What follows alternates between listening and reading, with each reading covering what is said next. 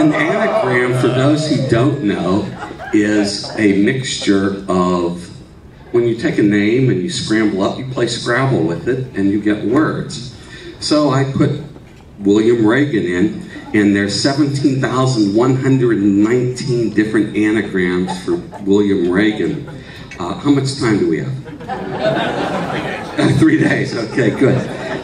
And what comes up is a migraine wall, malarial wheat gin. I suppose if you have malaria, you might want some gin. Anemia law girl, and that's for some of our female attorneys in the audience.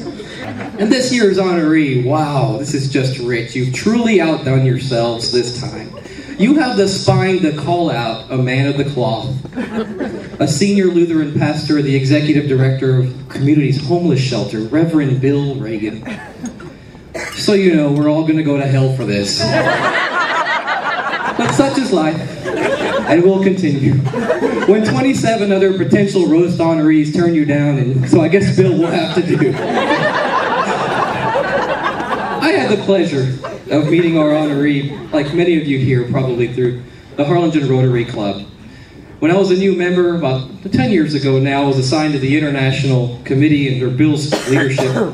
Bill had been coordinating a project with the Rio Bravo Rotary Club across the border. So one day, I hopped along for a ride and we went down for a meeting. And I remember thinking on our way down, I hope somebody habla inglés down there, because my Espanol isn't very good on my best day, and I sure can't count on this gringo to pull us out of any trouble, that's for sure. Well, the meeting starts and Pastor Bill launches into a beautiful Spanish dissertation. And not the Treasure Hill Spanglish that you might expect. Beautiful Castilian Spanish, and I wish I understood what he was saying. You know, I've studied my father's habits over many years. And if you ever watch him preach, and Ricky, he's really the shortest, he gives the shortest sermons because he's like me, not prepared. He just kind of goes up there and reads it. And what you'll notice is that he has his 2 toes right over the podium. You'll see him. He's never exactly on it, he's always engaging. And I asked him once why he did that, and he said it is to engage the audience. And I was going to do it when I was planning, but there are these tables here. But the truth is, it's because he wants to get a good, kick off the podium to get out of church as fast as possible. And, he had a big career change in his life. He was a pastor for 30 years. Well, you're still a pastor, but you don't have a parish. And the truth is, God was telling him all along why he should just move on. He's allergic to palm fronds. He can't handle them. Every Palm Sunday, the guy breaks out in hives. And so now he's loafing and fishing. Life's much better. No, but the truth is, it's really hard to make fun of my dad. I don't have a lot to tease him about, and I'm just looking out for myself because it's gonna hurt a little later. So thank you all very much.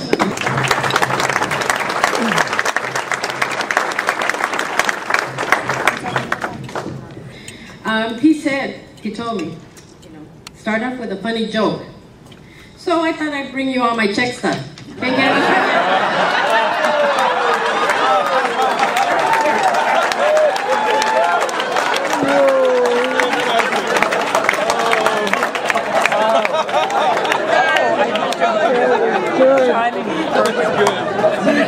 And again, where are my board members? I do want to go to work tomorrow, regardless what anybody says. He wanted to give me the day off, but I said, no, sir. I have to show up. But I have to ask you, how desperate do you have to be to roast a pastor? I mean, how far down the line of roastable people out here do you have to get to Bill Reagan? Where is this trend headed? Stay tuned. That's true. Stay tuned for next year when we host the kindergarten class of Treasure Hills Elementary.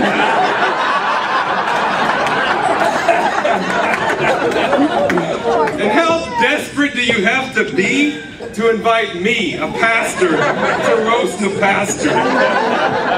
I mean, I think the Literacy Center thought that getting a few pastors in the room would increase their chances to get to heaven.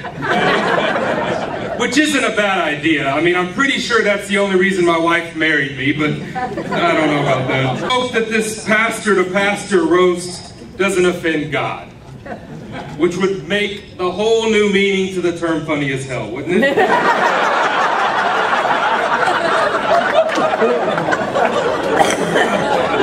And I do know that the very fact that you're listening to me, a pastor, speak to you today is quite confusing and out of context for most of you. So in an effort to make you really, really comfortable, let me say to all of you what you're used to hearing from your pastor, Merry Christmas. No! Happy Easter.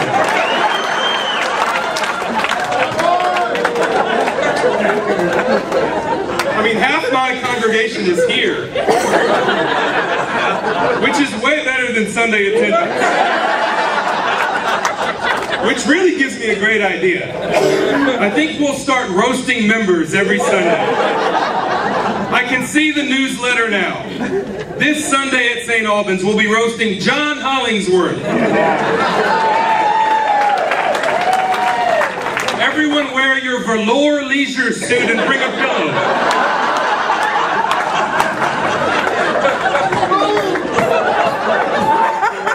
Next week we'll roast Greg Quisenberry.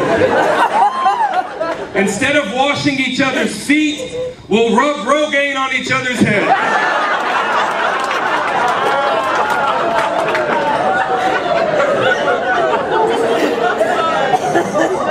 But before I offend my entire parish, let's turn to my favorite Lutheran since Martin himself, Bill. No. I do know, Bill, that deep in my heart, that if I work hard enough, with a little luck, someday I'll have the mullet and the porn star mustache that you have.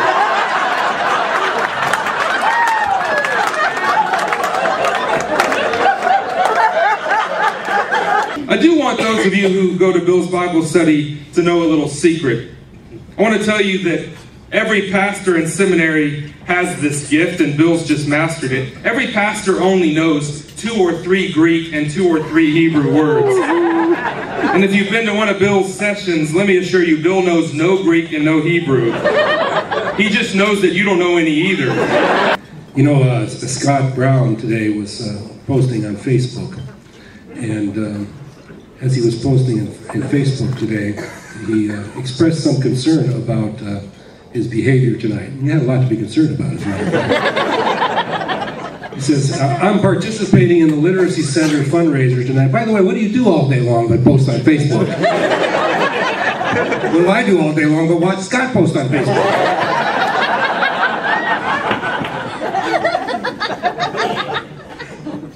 I'm roasting Pastor Bill Reagan. Here's hoping I can be funny without punching a ticket straight to hell. Your ticket is punched. I'll see you there, buddy. I'll see you there. Ricky's going with you, as a matter of fact. And I'll be there waiting for you. You know, Scott, your great friend John, who's going to become a Lutheran now, by the way. Your great friend John has often said that you remind him of me, but 20 years younger. You're in big trouble. You're in big trouble, buddy. Estela, how long have you worked at Loaves Fishes? Not long enough. Good luck in your future plans. And what can I say? You know, my son is here tonight, and I'm so proud of him. Have you noticed how long his hair is? And his girlfriend Jeannie, a very lovely young woman, is here with him. I'm really sorry, Jeannie. But you know, this is what you're stuck with if you're going to be with him. You know? Yeah. And as a matter of fact, you know, they say if you really want to know what your spouse is going to look like, you know, when he gets... I look just like Mark, except for the long hair. I look just like Mark did 30 years ago. So, you know, if you guys get serious, this is your future, and you can still back out. As you know in life has its ups and its downs. I'm not so sure whether this is an up or down today, to tell you the truth. but it has its ups and its downs. And I've had some downs as well. I don't think you might even remember, but during the downs, you sent me one time a quote from Ralph Waldo Emerson. To laugh often and much, to win the respect of intelligent people and the affection of children, to earn the appreciation of honest critics, and to endure the betrayal of false friends, to appreciate beauty, to find the best in others, to leave the world a bit better, whether by a healthy child, a garden patch, or a redeemed social condition. To know that even one life has breathed easier because you have lived. This is to have succeeded. I hope that's what my life will be about. Thank you very much for coming out tonight.